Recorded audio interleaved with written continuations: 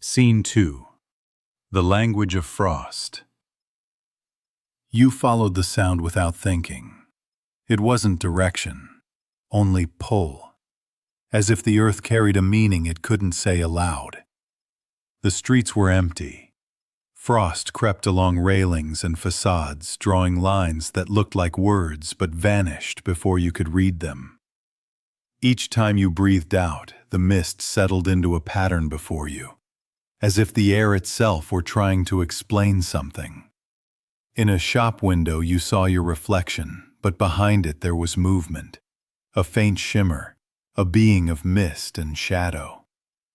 It didn't look at you, yet you felt its attention, like a memory waiting to be remembered. You whispered without knowing why. "I hear you." No one answered, but the frost on the glass trembled lightly.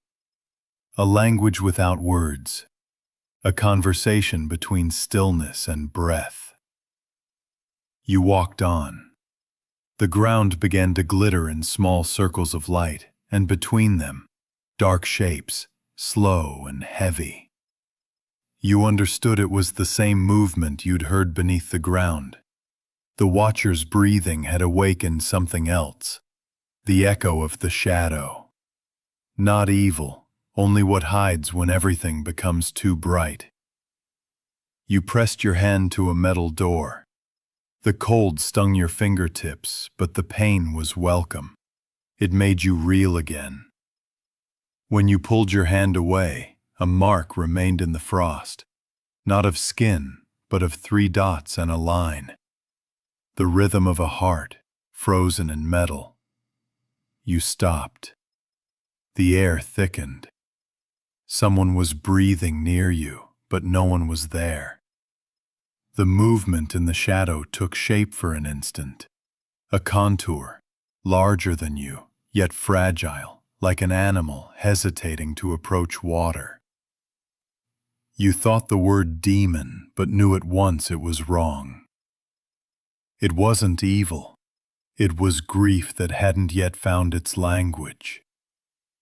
You stepped closer.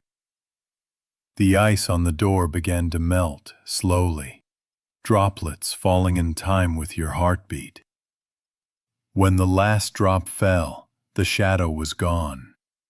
Only warmth on the metal remained.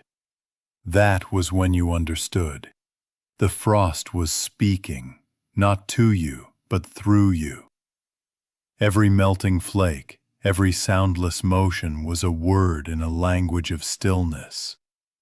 And you, unwittingly, had just spoken your first word back.